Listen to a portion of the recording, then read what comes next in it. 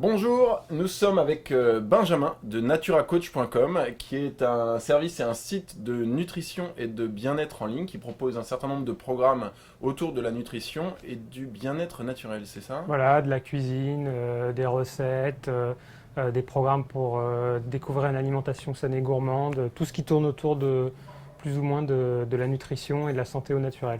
Alors, ce qu'il faut savoir, c'est que moi, je suis un peu le prototype du mec lambda, c'est-à-dire que la nutrition, c'était pas forcément quelque chose qui me parlait au départ, et ce que j'ai remarqué dans les vidéos de Benjamin, c'est qu'elles sont extrêmement bien vulgarisées dans le sens où elles m'ont tenu en haleine, alors que moi, j'ai jamais regardé aucune vidéo de nutrition de ma vie, et je me suis intéressé aux problématiques du gluten, par exemple, suite à ce dont tu as parlé, et les oméga 3. Oui, C'est c'est quelque chose une que dernière vidéo que j'ai faite aussi. Oui. Et voilà, alors du coup, donc, vous connaissez un peu la thématique de la chaîne qui est quand on s'est fait larguer. Et aujourd'hui, ce qui nous intéresse, c'est comment bien se nourrir, ou surtout ne pas mal se nourrir quand on s'est fait larguer. Alors, on a tous en tête le cliché du mec ou de la nana éplorée avec son pot de glace au chocolat devant un film à l'eau de rose. Et du coup, alors on va commencer par ça te donnera matière à réflexion. Alors, la glace au chocolat, bon ou mauvais? Bah, ça tombe bien en plus parce que c'est vraiment complètement par hasard, mais juste après, il faut que je filme une recette de glace au chocolat en Ah, plus. ça tombe bien. Mais version complètement différente, sans sucre, sans lait de vache. Là, j'ai utilisé du lait de coco, des dattes, du lait d'amande, du cacao en poudre, c'est à peu près tout. Voilà. Alors donc Euh, celle-là on se doute qu'elle est bonne pour la santé, mais comment tu pourrais caractériser un peu le mauvais réflexe que les gens ont à se précipiter vers du junk food quand ils sont malheureux? En fait, ouais, on pourrait plutôt parler de comfort food. C'est Mm. vrai que l'alimentation a un côté très émotionnel. C'est pour ça, moi, qui accompagne beaucoup de gens dans le changement alimentaire, pour essayer de les faire évoluer vers une alimentation à la fois plus saine, mais s'il y a quelque chose sur lequel j'insiste à mort, c'est pas parce qu'on mange sainement que c'est forcément mauvais, au contraire, c'est découvrir des nouvelles saveurs, aller acheter des aliments qui ont plus de goût. Donc, c'est pas forcément antinomique, mais par exemple, si on prend ce qui est le plus symbolique, c'est le sucre, tout ce qui est sucré. Il y a une étude, je pense que pas mal de gens en ont entendu parler, où on donnait à des souris à la fois de la cocaïne d'un côté et du sucre de l'autre, et elles allaient plus souvent se resservir de sucre que de cocaïne. Ouais, c'est ça, on a des plans de scanners où Des on scanners montre du que cerveau c'est aussi, les mêmes voilà, zones du cerveau qui sont excitées. c'est ça, les zones du plaisir. Donc il y a ce côté aussi très addictif déjà au niveau du plaisir de tout ce qui est plutôt sucré et qui donc en général est de la junk food. Enfin, la glace, ça c'est à la fois le côté très sucré, le côté chocolat. Si on prend une glace au chocolat, effectivement ça, les gens aussi ont un rapport très affectif avec ça. Mais alors justement, le chocolat, il y a une espèce de légende qui dit que comme le sucre, c'est les mêmes zones d'excitation que la coke, le chocolat ce serait supposément quelque chose qui ressemble aux orgasmes. Alors qu'en est-il Je pense que c'est un petit peu exagéré. J'ai pas vu d'études, à ma connaissance, j'ai pas vu au niveau de scanner du cerveau là-dessus. Mais je pense que effectivement, ça fait jouer des zones du plaisir. Peut-être pas à ce point-là non plus. Enfin, c'est plus exactement, je crois que c'était quelque chose qui était supposé être antidépresseur, le chocolat. Bah, en général, en fait, on fait référence entre autres à la teneur en magnésium. C'est Ouais. vrai que le magnésium pour le moral et le stress c'est très très bon, mais on en trouve en fait dans plein d'autres aliments, dans les amandes, dans des légumes verts et dans plein d'autres aliments en fait. Mais juste pour revenir au côté, je suis un peu démoralisé, je me jette dans la comfort food.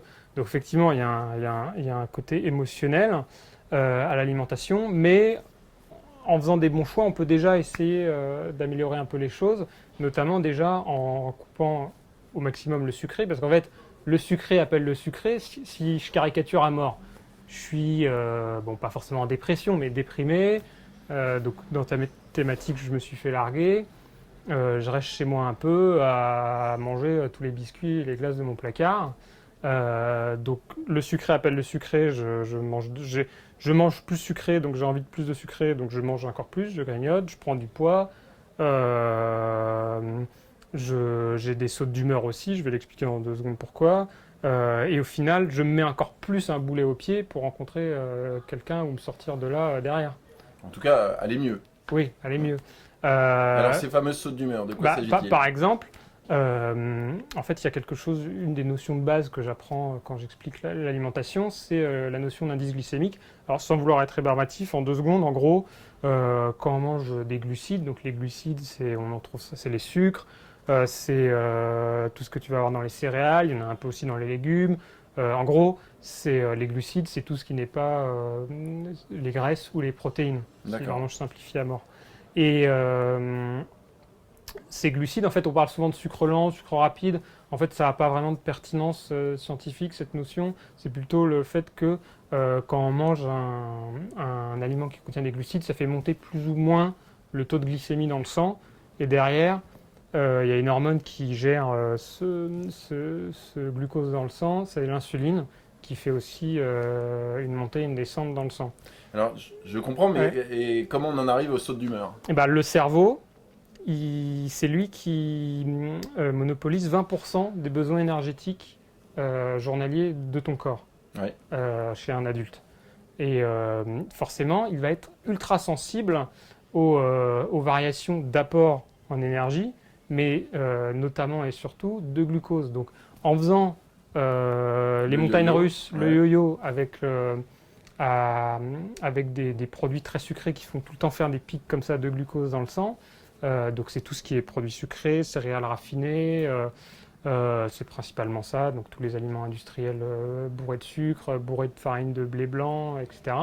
Et ben, à force de faire ces variations, tu vas avoir soit des coups de barre, soit effectivement tu peux avoir des sautes d'humeur, etc.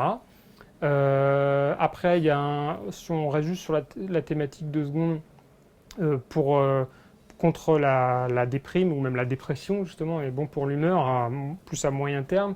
Il y a tout ce qui est bonne graisse, ça c'est fondamental. Alors, c'est Euh, comme le bon chasseur et le mauvais chasseur. Qu'est-ce que c'est une bonne graisse? alors une bonne graisse, c'est des acides gras, notamment essentiels. Quand on parle d'essentiels en nutrition, ça veut dire que ton corps ne sait pas les fabriquer. C'est notamment les fameux oméga 3 qui ont un très grand rôle dans le cerveau. Et par exemple, il y avait une étude, je crois que c'était au Danemark, j'ai plus en tête, où on avait on avait supplémenté des prisonniers dans une prison en oméga 3 et on avait vu qu'ils avaient un comportement moins violent. D'accord. Ouais. Et il y a plein d'études au niveau de la dépression aussi par rapport à des apports suffisants en oméga 3. Donc ces fameux oméga 3 qu'on trouve surtout et avant tout sous la meilleure forme dans les poissons gras, donc saumon, hareng, maquereau, sardines, anchois, et un peu aussi dans les autres produits de la mer, les crustacés, les fruits de mer, et sous une forme moins active, parce que le corps doit les transformer dans les végétaux comme les graines de lin, les noix, la mâche, la roquette, l'huile de noix, l'huile de colza, etc. Alors là, on a parlé notamment du grignotage, mais alors il y a quand même un certain nombre de personnes qui, lors d'une rupture, perdent du poids au lieu d'en gagner suite au grignotage. Donc on a vu les éléments qu'il fallait éviter, et là tu viens de parler d'un certain nombre d'éléments, mais si tu devais en garder trois, quels sont les éléments qui seraient les aliments pardon, qui seraient les meilleurs à garder en priorité pour bien se renourrir après une rupture suite à laquelle on aurait perdu beaucoup de poids. Euh, alors,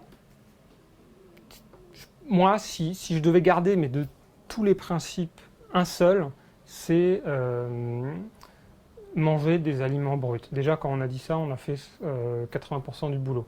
Après, si on Par parle opposition à quoi? À de la à, food processée? voilà, à de l'alimentation industrielle. Ouais. D'ailleurs, ça peut être l'occasion de se mettre un peu plus à la cuisine et de se découvrir peut-être une nouvelle passion. Et c'est toujours bien je pense, dans ces moments-là, de s'investir dans quelque chose de nouveau. Surtout que faire réchauffer un plat, c'est pas forcément plus court que de cuisiner, Non, quand on a après, pris l'habitude. oui, après, déjà, ça peut devenir un nouveau plaisir aussi d'aller faire ses courses.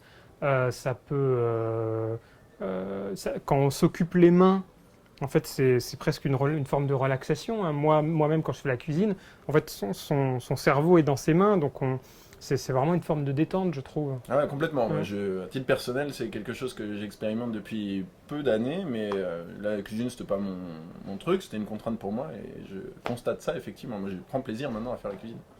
Alors, il y a quelque chose qui, moi, m'a frappé quand j'ai découvert tes vidéos il y a un certain temps, c'était finalement des termes qu'on n'a pas l'habitude d'entendre, huile de lin, huile de colza, pas mal de trucs que finalement on n'imagine pas trouver en grande surface. Et du coup, même si j'étais très intéressé par ce que tu racontais, je me disais que c'était pas à ma portée dans le sens où j'allais pas pouvoir me fournir correctement en aliments pour franchir le pas. Alors, par rapport à la question de l'accessibilité, déjà, la plupart des aliments que je conseille, c'est des aliments que tu trouves n'importe où. Après, il y a une question de qualité où là, tu vas peut-être pas la trouver n'importe où, mais c'est quoi? C'est manger des fruits, des légumes, de la viande, du poisson, des œufs, des céréales, pas trop. Les produits laitiers, je suis pas non plus un grand partisan. Après, tout ce qui est herbes, épices, oléagineux, tout ce qui est amandes, noix, tout ça. Déjà, là, en disant ça, j'ai décrit 90% de ce qu'il faut manger. Après, effectivement, il y a certaines huiles plus rares que je conseille, comme, je sais pas, l'huile de noix, quoique l'huile de noix, encore, elle se trouve un peu plus facilement, mais l'huile de coco, certains oléagineux aussi qui vont se trouver plus facilement en magasin bio, mais quand même, il faut être honnête, aujourd'hui, les magasins bio sont très fortement développés dans la plupart des villes, donc ça commence à devenir des aliments assez faciles à trouver. Alors donc là, on parle de l'approvisionnement Oui. et en termes de durée de temps de cuisine, qui est aussi un frein, un cap à franchir. Toi, aujourd'hui, avec l'habitude, tu considères qu'un repas peut être préparé en combien de temps? Selon tes standards et tes critères, j'entends. Bah, par exemple, à midi, je me suis fait une grosse salade avec des œufs sur le plat. Ça m'a pris 10 minutes, quoi, à tout casser. C'est ça, donc Oui. pas plus long que Non, réchauffer, après, parfois, j'espère. il y a des plats qui peuvent être plus longs à préparer, mais que je fais en grande quantité, qui me feront plusieurs repas. Ou alors, des plats qui mettent un peu plus de temps à cuire, mais par exemple, je les mets au panier vapeur et je vais faire autre chose pendant ce temps-là. Donc, faut pas se sentir forcément submergé par peur, enfin, par la crainte du temps que ça va prendre. Et surtout, il faut savoir aussi où on veut investir son temps et son énergie. Je pense que euh, une rupture, ça peut être, enfin, c'est à toi de me dire ce que tu en penses, mais ça peut être, c'est même souvent l'occasion peut-être de remettre certaines choses à plat et puis de voir un peu dans quelle nouvelle direction on veut aller, et notamment est-ce qu'on ne veut pas un peu réinvestir sur soi. C'est ça, et d'autant plus qu'a priori, on libère du temps. Donc voilà, ça vous remontera le moral de bien faire la cuisine. Ce sera bon pour votre santé. Et en plus de ça vous acquérerez une nouvelle compétence quelque part que vous pouvez mettre en avant. Il y a un autre sujet que je voudrais aborder Ouais, rapidement, qui je pense est très important, c'est le sommeil. Parce que je pense que certaines personnes peuvent se mettre à cogiter ou les premières semaines, le stress ou je ne sais quoi peut diminuer la qualité du sommeil ou le temps de sommeil, alors que c'est fondamental au contraire d'avoir un sommeil de qualité pour se remettre entre guillemets sur le droit chemin, parce que en fait déjà ça va avoir un impact très négatif au niveau du moral, le manque de sommeil. Ça va augmenter le grignotage, parce qu'en fait, ça on a très bien vu que les gens qui manquent de sommeil, sans s'en rendre compte, grignotent beaucoup plus, parce que ça dérègle une hormone qui s'appelle la leptine, qui régule l'appétit. et Euh, puis en étant réveillé plus longtemps, c'est bête à dire, mais on a oui, une plus grande période pendant il laquelle y a on a ça envie de manger. aussi. Puis il faut considérer que le sommeil, c'est un peu comme un moment où le corps va faire une activité de nettoyage, notamment au niveau du cerveau. Euh, Parce que si on ne dormait jamais, en gros, on deviendrait fou, hein. Ça y est. Aujourd'hui, on peut plus trop faire ça par politiquement correct, mais il y a je sais plus, oui, une cinquantaine, soixantaine d'années, une des dernières expériences sur le sujet où on avait empêché quelqu'un de dormir pendant, je sais plus pendant combien de jours, mais pendant plusieurs jours. On pourrait plus trop faire ça aujourd'hui. Au début, ça allait bien, puis au fur et à mesure, il commençait à avoir des hallucinations. Puis chaque jour, on lui donnait des petits exercices à faire pour voir où il en était. Et à la fin, il n'arrive même plus à faire 2 plus 2, quoi. Ouais. Donc vraiment, le sommeil, c'est fondamental.